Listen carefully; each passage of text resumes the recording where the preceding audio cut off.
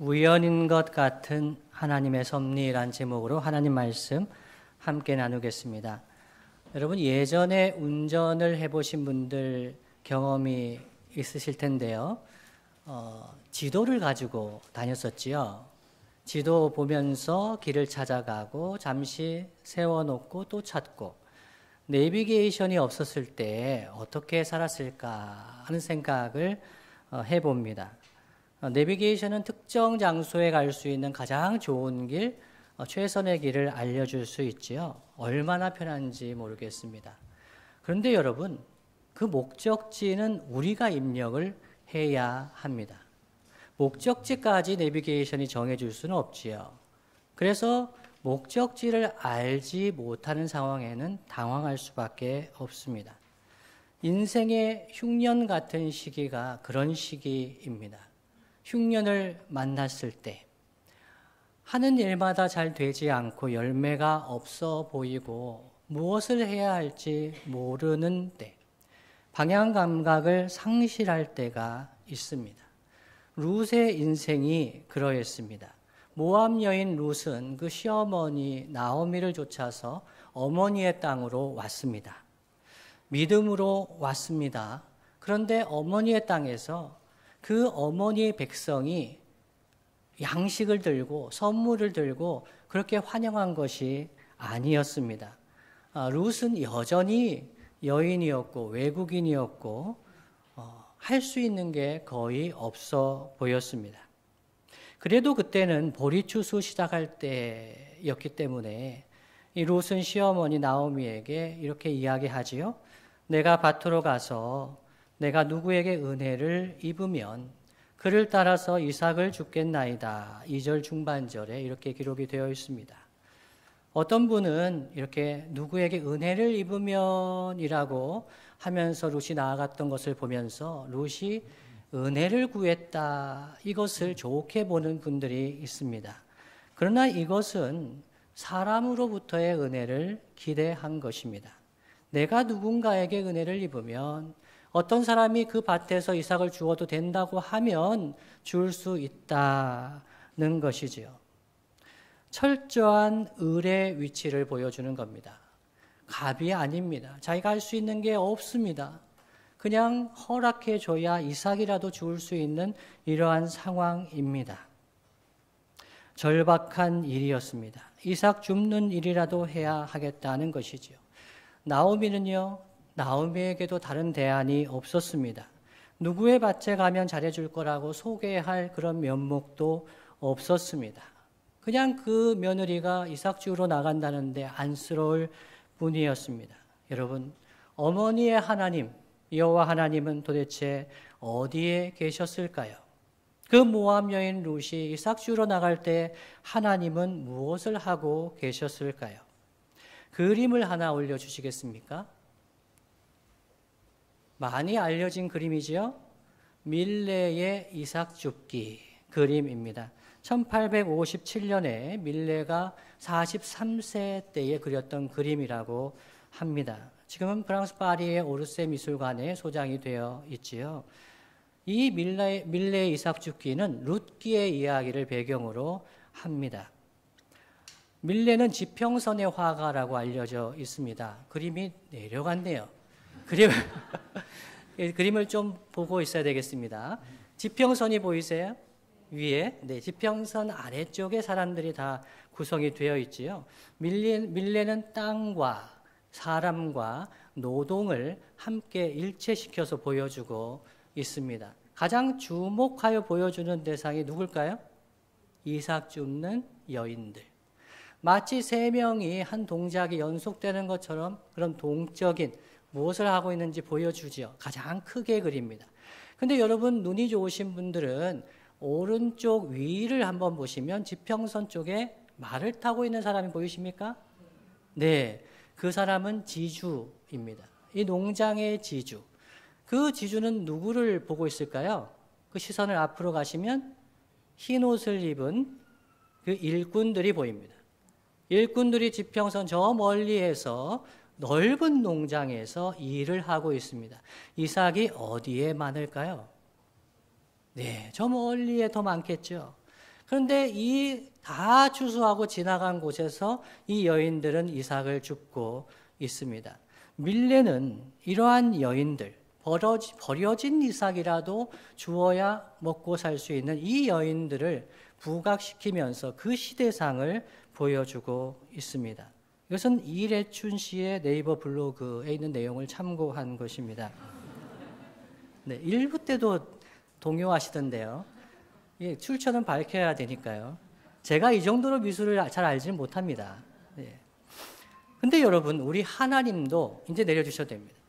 우리 하나님도 이 보잘것없는 모압 여인 룻을 주목해서 보여주고 계십니다. 사람들의 관심 밖에 있는 여인, 가난한 이방 여인 룻을 주목해서 보여주시고 그 룻을 어떻게 인도하여 주셨는지 이 룻기에서 보여주고 계십니다. 그녀를 엘리멜렉의 친족 보아스의 밭으로 인도하셨다고 합니다. 물론 성경은 그녀가 추수하는 사람들을 따라가다가 이삭을 줍다가 우연히 보아스의 밭으로 갔다라고 이야기를 합니다. 이 히브리어 원문을 봐도 이 3절에 나온 우연이라는 것이 강조되어 있습니다. 룻이 이 보아스의 밭으로 간 것은 우연인 것처럼 보입니다. 근데 여기서 이 우연은 이 룻이 보아스의 밭으로 가려고 의도하지 않은 것을 보여줍니다. 그러나 이 룻이 보아스의 밭으로 간 것은 우연이 아니라 뭐라고 얘기할 수 있을까요? 설교 제목에 있듯이 하나님의 섭리라고 이야기를 합니다. 어려운 단어죠. 하나님의 섭리 하면 어려운 단어인데요. 이 섭자와 리자, 섭자는요 당길 섭자예요. 붙잡을 섭자. 그리고 리자는 다스리다라는 뜻이 있습니다. 그래서 붙잡아 다스린다. 하나님의 섭리 무슨 이야기죠? 우연인 것처럼 보입니다. 이 우연이라는 말은 인과관계를 설명할 수 없는 뜻밖의 일, 이것을 우연이라고 이야기를 합니다. 세상 일을 볼 때, 우리의 인간사를 볼 때 우연인 것처럼 보이는 일들이 있습니다. 그러나 이것이 하나님께서 붙드시고 하나님께서 다스리신 결과일 때가 있죠. 그것을 믿음의 사람들은 하나님의 섭리라고 이야기를 합니다. 룻은 의도하지도 않았고 의도할 수도 없었습니다. 그가 보아스의 밭으로 갈 것이라고 생각도 하지 못했지요. 성경 기자도 우연이라고 표현합니다마는 하나님께서 이 룻을 보아스의 밭으로 인도하시고 또 때마침 보아스가 그때 나올 건 또 뭡니까? 추수하는 사람들한테 와가지고 인사를 하잖아요. 인사하고 나서, 이 인사까지는 그렇다고 쳐요. 근데 인사하고 나서 이 모압 여인 룻을 알아봅니다. 외국인 여인이잖아요. 외국인이라서 주목할 수 있었을까요? 근데 여종들이 많았어요. 여종들이 많았는데 이 룻을 주목하고 그 룻에 관한 이야기를 듣습니다. 그 소녀가 룻이라는 것을 알게 됩니다. 그 종들에게 뭐라고 부탁합니까? 이 룻이 이삭 줍는데 최대한 호의를 베풀어 주라, 보호해 주라 이렇게 이야기를 합니다. 룻이 이 이야기를 듣고 너무 놀랐어요.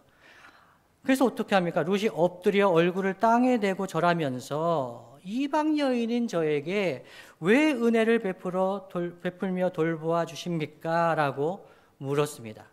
그때 이 보아스의 말이 11절 말씀인데요. 11절 말씀 함께 한번 읽어보겠습니다. 시작.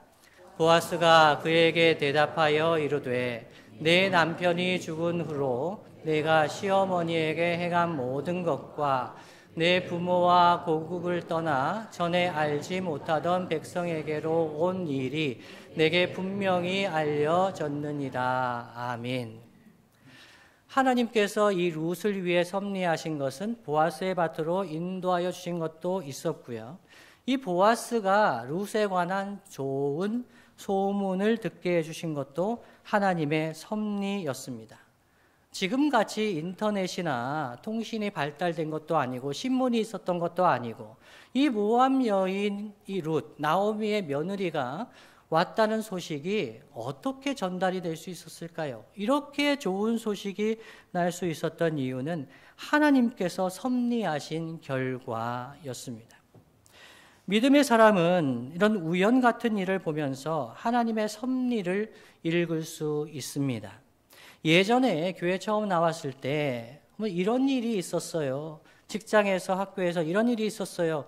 그러면 신앙의 선배들이 어머 하나님께서 하셨네. 이런 말 들어보셨습니까?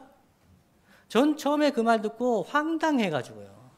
아니 그냥 이렇게 해서 된 것 같은데 잘 된 것 같고 그 세상에서 이 전문 용어로 뭐라 그러죠? 그건 뭐가 좋아서 된 것 같다고요? 운이 좋았다. 운이 좋았다. 내가 운이 좋은가 봐. 이런 생각을 할 수 있는데 믿음의 사람들은 그런 일을 보면서 하나님이 섭리하셨다. 하나님께서 다스리셨다. 하나님께서 인도하셨다. 그렇게 말을 합니다. 사실 우리 인생에 우연은 없습니다. 하나님께서 제1원인자가 되셔서 역사를 주관하시는 우리의 인생에 우연은 없습니다. 우리가 그것을 설명할 수 없을 뿐이지, 우리가 그 인과관계를 설명할 수 없고 깨달을 수 없을 뿐이지 우리 인생에 우연은 없습니다. 룻을 보아스의 밭으로 인도하신 것, 룻에 관하여 좋은 소문이 나게 하신 것, 또 룻이 보아스를 만나게 하신 것, 이 모든 역사가 하나님의 섭리였습니다. 이 룻과 보아스의 만남을 통해서 다윗이 장차 이스라엘을 구원한 다윗 왕이 태어나게 되는 이 모든 것이 하나님의 섭리의 결과였습니다. 오늘 말씀 우리의 삶 가운데 적용해 본다면 개인의 삶의 나라와 민족 가운데 흉년이 든 것 같은 때가 있습니다. 열매가 없어 보입니다. 열심히 일하고 봉사하는데 열심히 해도 열매가 없어 보이는 때가 있습니다. 학생들은 중간고사 때 열심히 해서 시험을 봤는데 성적이 안 나올 때가 있지요. 오늘 이 룻기의 배경은 사사시대입니다. 많은 사람들이 이스라엘의 하나님을 왕으로 인정하지 않고 각자의 소견에 옳은 대로 행하면서 이방처럼 우리에게도 왕을 달라고 그렇게 이야기하는 때, 그 당시에 믿음으로 살아보려고, 어머니의 하나님 믿고 살아보려고 그렇게 하는 사람들, 괴롭고 절망스러울 때가 있습니다. 그때의 믿음의 사람들은 어떻게 살아가야 할까요? 첫 번째는 하나님의 섭리를 믿어야 합니다. 우리는 인생의 흉년 같은 때에 하나님의 섭리를 믿어야 합니다. 하나님을 믿고, 어머니 하나님을 믿고 그의 날개 아래에 보호를 받으러 온 룻, 12절에 그렇게 보아스는 표현하죠. 그를 위해서 하나님께서 일하셨습니다. 섭리하셨습니다. 하나님이 계시지 않는다고 생각하는 사람들은 룻이 보아스의 밭에 가게 된 것, 룻에 관해서 좋은 소문이 난 것, 보아스가 그것을 들은 것, 보아스가 룻을 만나게 된 이 모든 것이 우연이라고 이야기를 할 수 있겠습니다. 운이 좋은 것으로 이야기할 수도 있겠습니다. 그러나 우리는 이것이 하나님의 섭리였다는 것을 알고 있습니다. 그리고 이 하나님의 섭리를 믿는 사람이 되기를 하나님은 원하고 계십니다. 로마서 4장 18절 말씀 이렇게 말씀합니다. 아브라함이 바랄 수 없는 중에 바라고 믿었으니 이는 내 후손이 이같으리라 하신 말씀대로 많은 민족의 조상이 되게 하려 하심이라 말씀했습니다. 아브라함의 믿음이 무엇입니까? 아브라함은 바랄 수 없는 중에 바라고 믿었습니다.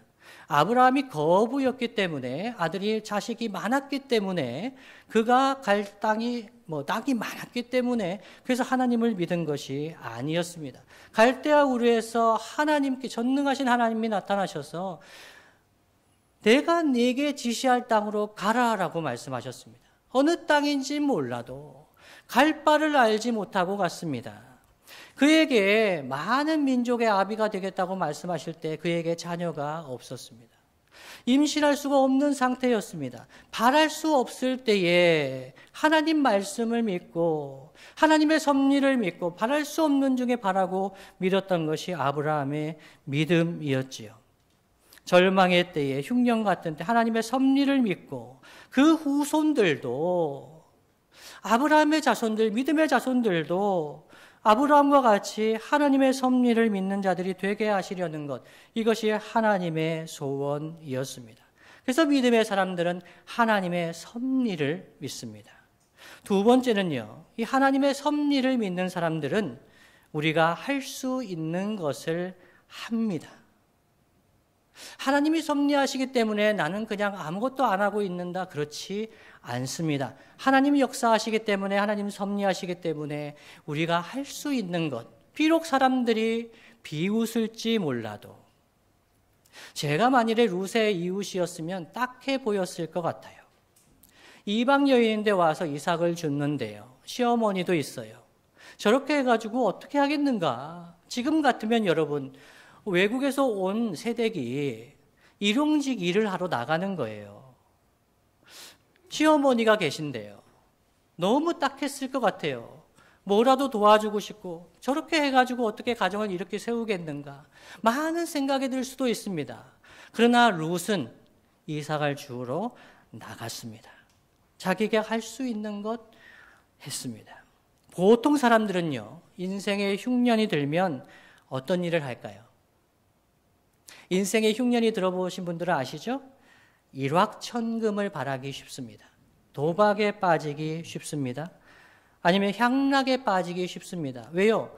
현실을 도피해야 하니까요. 맨정신으로는 살 수가 없으니까요. 그래서 술을 마시고 담배를 피우고 그러면서 잊어버리는 겁니다. 현실을 도피해야 합니다. 아니면 무력감에 시달리며 몸과 마음에 병이 듭니다. 이것이 보통 사람의 삶입니다. 그러나 하나님의 섭리를 믿는 사람은 어떻게 할까요? 개인의 인생에만 그렇습니까? 인생에 흉년이 드는 것처럼 나라와 민족 가운데도 흉년이 들 때가 있습니다. 불의가 가득하고 불법이 가득하고 세상이 흔들리는 것 같습니다. 사람들이 다 변하는 것 같습니다. 하나님 믿는 사람들은 어디에 있는지 보이지가 않습니다. 이러한 때에 경기도 좋지 않습니다. 언제가 회복될까요? 절망스럽고 낙심될 때가 있습니다. 이런 때에 믿음의 사람들은 무엇을 할 수 있을까요? 할 수 있는 것을 합니다. 가장 기본적인 것은 무엇일까요? 기도입니다. 인생의 나라에 흉년이 든 것 같이 어려울 때 우리가 할 수 있는 가장 기본적인 것은 기도입니다. 왜 그럴까요? 하나님께서 섭리하시기 때문입니다. 하나님께서 다스리시기 때문입니다. 하나님께서 살아계시기 때문입니다. 그래서 섭리하시는 하나님을 믿는 믿음의 사람은 기도합니다. 기도는 할 수 있지 않습니까, 여러분? 그런데 참 이상한 것은 인생에 흉년이 든 것 같이 나라와 민족 가운데 흉년이 든 어려운 때에 기도하는 사람들을 찾아보기가 쉽지가 않습니다. 경기가 좋지 않을 때 기도할 수 있습니다. 건강에 문제가 있을 때 기도할 수 있습니다. 억울할 때에 기도할 수 있습니다. 국가와 기업과 단체에 불이한 것이 있을 때 기도할 수 있습니다. 국가와 인생의 상황이 흉년 같습니까? 기도할 수 있습니다.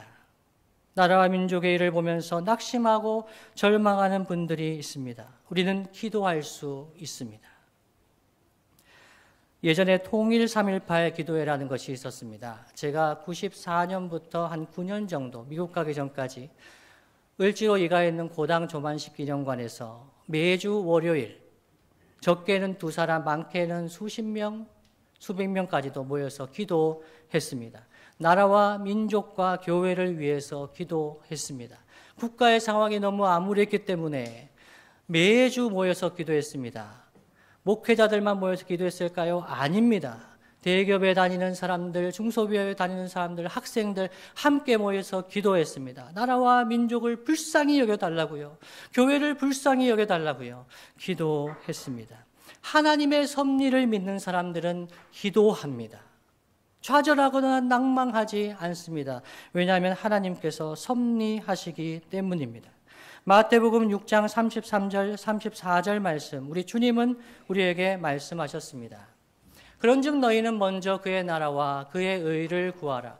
그리하면 이 모든 것을 너희에게 더하시리라. 그러므로 내일 일을 위하여 염려하지 말라. 내일 일은 내일이 염려할 것이요. 한날의 괴로움은 그날로 족하니라 말씀하십니다. 예수님께서 우리에게 말씀하시죠. 먼저 그의 나라와 그의 의를 구하라. 이 세상에 많은 근심, 걱정, 염려가 있지만 먼저 우리가 구할 것은 하나님의 나라, 하나님의 의라고 말씀하고 있습니다. 여기서 하나님의 나라라고 할 때 나라는 하나님의 통치로 바꾸어서 읽을 수가 있습니다. 하나님의 통치, 하나님의 나라를 위해서 기도하라는 것이지요. 주기도문, 우리가 주기도 기도할 때 어떻게 기도합니까? 하늘에 계신 우리 아버지의 이름이 거룩히 여김을 받으며 나라가 임하시오며, 우리 주님이 그렇게 기도하라고 하셨습니다. 하나님의 나라가 이 땅 가운데 임하기를 위해서 기도하라고 하셨습니다. 아무리 불의가 가득하고 이 나라가 흉년이 든 것 같고 소망이 없어 보일지라도 하나님의 통치가 임하게 해주십시오. 하나님의 나라가 임하게 해주십시오. 하나님 다스려 주십시오라고 기도하는 사람, 하나님의 섭리를 믿는 사람입니다. 절망하지 않습니다. 하나님을 바라며 믿으며 기도하게 되는 것이죠. 하나님의 의를 위해서 기도하라고 하십니다. 의는 이를 위해서 왜 기도해야 할까요? 불의하기 때문입니다. 의가 깨어져 있기 때문이지요. 의는 바른 관계라고 표현할 수가 있습니다. 가정과 사회와 국가의 관계가 깨어져 있습니다. 불의한 것이 가득합니다. 이때 우리는 무엇을 해야 할까요? 절망스러울 때가 있습니다. 무력감을 느낄 수가 있습니다. 그러나 루처럼 우리가 할 수 있는 일을 합니다. 그 중에 첫 번째는 기도하는 것입니다. 하나님, 하나님의 의를 구합니다. 하나님의 통치를 구합니다. 우리의 가정에, 우리의 기업에, 우리의 삶의 자리에 하나님 역사하여 주시옵소서. 기도합니다. 사사시대의 끝에 지도자 사무엘이 있었습니다. 사사시대에서 왕정시대로 넘어갈 때 이 룻기와 많은 부분을 공유하는 부분이 있습니다. 그때 사무엘이 지도자로서 너무 고통스러운 시기를 보냈죠. 백성들이 그 여호와 하나님을 인정하지 않고 이방처럼 왕을 달라고 했습니다. 사무엘이 너무나 힘들었습니다. 그때 이 사무엘상 12장 23절 24절에 사무엘은 백성들에게 이렇게 이야기를 합니다. 나는 너희를 위하여 기도하기를 쉬는 죄를 여호와 앞에 결단코 범하지 아니하고 또 뭐요? 선하고 의로운 길을 너희에게 가르칠 것인즉 너희는 여호와께서 너희를 위하여 행하신 그 큰 일을 생각하여 오직 그를 경외하며 너희의 마음을 다하여 진실이 섬기라. 이렇게 사무엘은 외쳤습니다. 제가 사무엘 같았으면 그 백성을 위해 기도하는 것 엄청 쉬웠을 것 같아요. 제가 아주 그냥 이 백성이 이렇게 완악한데 하나님 왕으로 인정하지 못, 이방처럼 왕을 달라고 하는 백성들. 그러나 그 사무엘은 그 백성들을 위하여 기도하기를 쉬는 죄를 범하지 않겠다고 이야기를 했습니다. 이 나라 이 민족이 아무리 범죄하고 하나님을 멀리하고 하나님이 없다 하고 불의를 행하더라도 우리는 이 나라의 민족을 위해서 기도할 사람들 하나님께서 찾고 계신 줄로 믿습니다. 그리고 기도하겠다는 것뿐만 아니라 그들에게 선하고 의로운 길을 가르치겠다고 사무엘은 이야기를 합니다. 아무리 그 백성이 하나님을 떠나고 범죄하고 부패한 것 같아도 그들을 위해서 기도하고 그들을 위해서 선하고 의로운 길, 하나님 말씀을 가르치는 것, 이것이 사무엘의 고백이자 믿음의 선배들의 고백이었습니다. 우리는 여러분, 이 기도하면서 룻처럼 우리가 할 수 있는 일을 해야 합니다. 누군가에는 원서를 쓰는 일일 수 있습니다. 떨어지도 원서를 써야 될 때가 있습니다. 자격증을 준비해야 될 수도 있습니다. 피켓을 들 수도 있습니다. 서명운동에 참여할 수도 있습니다. 글을 쓸 수도 있습니다. 우리가 하나님의 나라와 하나님의 통치를 위해서, 하나님의 의를 위해서 우리가 할 수 있는 일을 합니다. 낙심하고 절망하지 않습니다. 이유는 무엇입니까? 하나님의 섭리를 믿기 때문입니다. 그러면 우연인 것 같아 보이는 일, 그러한 일을 통해서 하나님께서 섭리하시는 역사를 보게 될 것입니다. 말씀을 마무리하겠습니다. 주님이 사랑하시는 성도 여러분, 스승의 날을 지났습니다. 우리는 교회 학교의 교사로 또 부모로, 또 신앙의 선배로 하나님의 선하고 의로운 길을 가르치고 보여주어야 할 지도자들이지요. 교사들입니다. 일부의 어떤 집사님은 이렇게 생각하면 선생이 되지 않는 것이 정말 좋을 텐데 어쩔 수 없이 선생이 되었다고 말씀하시기도 했습니다. 절망스러울 때도 있습니다. 학교에서 학생들을 가르치고 힘들 때가 많습니다. 그러나 믿음의 사람들은 학생들과 우리의 자녀들을 붙드시는 하나님의 섭리를 믿습니다. 하나님께서 다스리심을 믿습니다. 그래서 기도하며 가르칩니다. 우리가 할 수 있는 일을 합니다.